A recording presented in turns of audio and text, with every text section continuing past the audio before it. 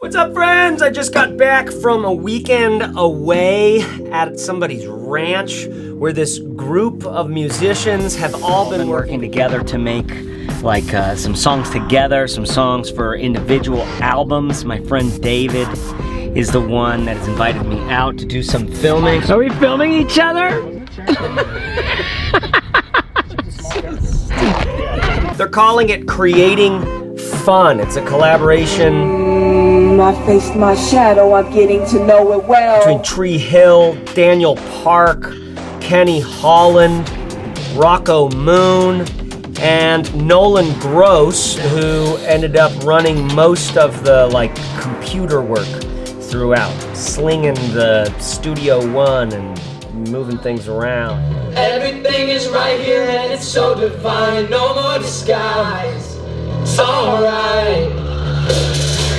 There's a few different notes where my vocal is in there too, just so you have reference, or will that throw you off?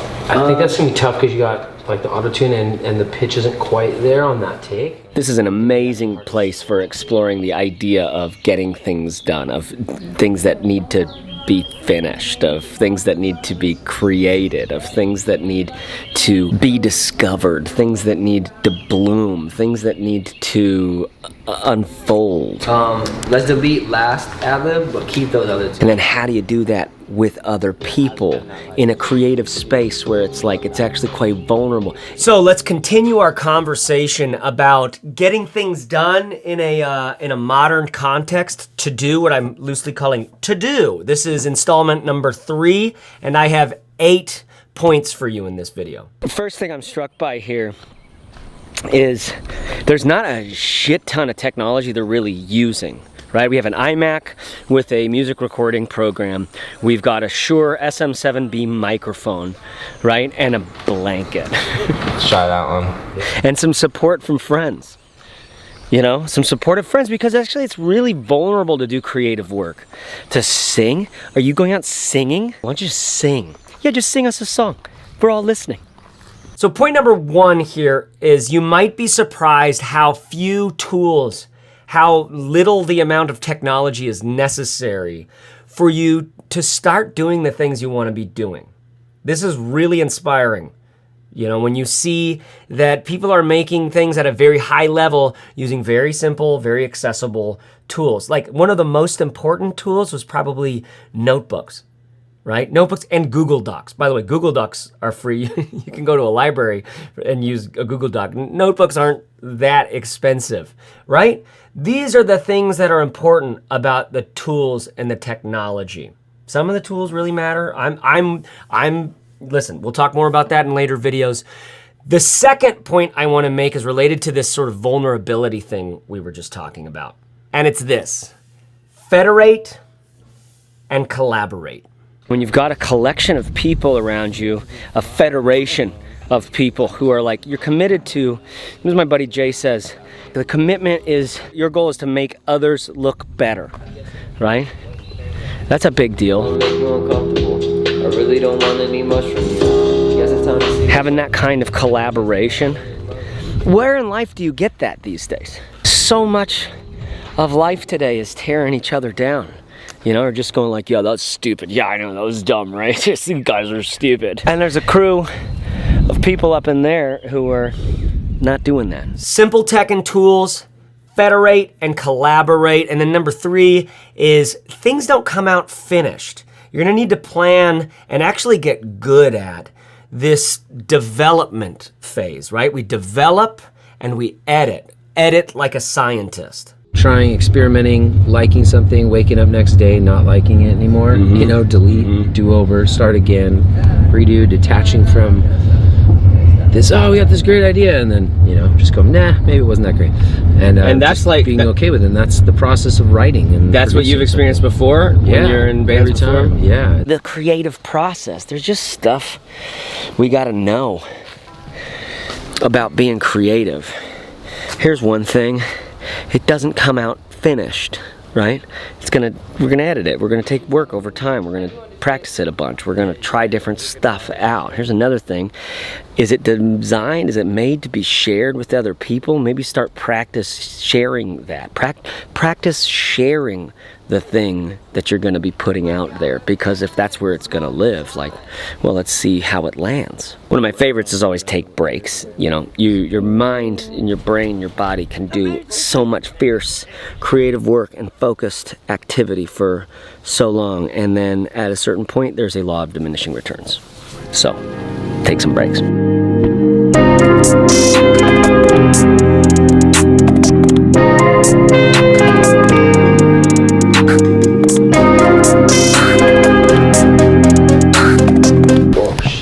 Oh shit. Whoa, they got like a little... Whoa. There's a bridge. You don't have to go there. I know, right?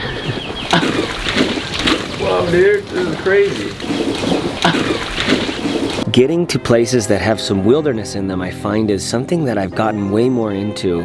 Maybe as I've grown older, but maybe as I just realized that there's a real peace in it. I love it. I love watching how ecosystems have just like, there's such a mess of life on this planet. And every single natural area, wetlands and grasslands and mountains and lakes and rivers and shit, it's like, there's this big snake. There's a snake I've seen.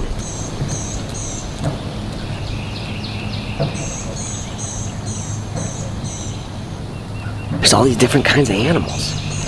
You know, bugs, different kinds of trees, fungi and lichen and plants and turtles and fish and bugs and vines and dead forest stuff and bugs, dragonflies and butterflies and potato bugs and other bugs and ants and bugs. The place these guys were staying was really incredible. The nature was mind-blowing for me. Pretty easy to take breaks. Maybe too easy to take breaks. But creative, collaborative work like this is not always hunky-dory. Okay, a couple things I'm noticing here that are really interesting. One of the challenges of creative work is pushing through conflict. Not just conflict like with other people, but like even just conflict with yourself. Even maybe conflict's the wrong term. Just when something fucking peters out.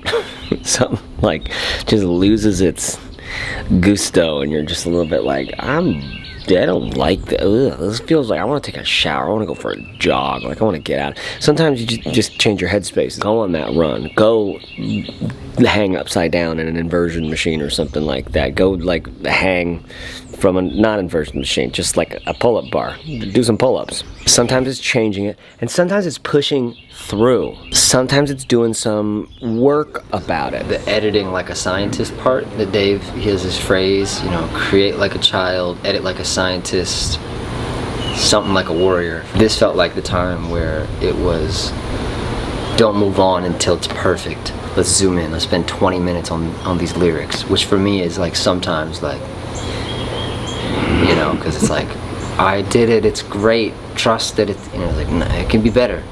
Can it, or can it really?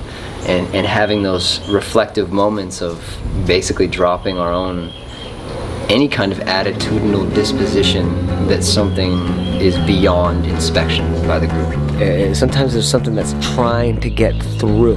What's the difference between stuff that you should push through and stuff that you should just put aside for a little while? Yeah, it's sensitive. We all have those sensitive moments where we're like, oh, I think this is so great, and everybody else is like, nah, not really feeling it. Or sometimes several people are feeling it, and Dave's like, that's not a thing, you guys. Yeah. And it's tough to say that. Yeah, the group thing can kind of take on where it's like, oh, that's fire, I love that, that's so good. Much hype. And then to see people turn and go, oh, I see how that, you know, and maybe that isn't a thing, and to like work through that whole or you like process. wake up, like you said, to wake up the next day and just go like, oh, I don't, Yeah. It doesn't have the same intensity. This thing where you have constructive, creative conflict, and then you have this decision of like, are we gonna push through right here? Are we gonna work this out and get through this? Or should we just set this aside and come back to it in a little while? Should we go for a walk, right? Have you ever done this with somebody where it's like, I can't have this conversation right now, and you go for a walk and come back, and now all of a sudden you can have this conversation, and it's actually a really good thing that you went on that walk because you weren't in a great headspace for this conversation before, right? These kinds of dynamics in creative work, especially collaborative creative work, these will determine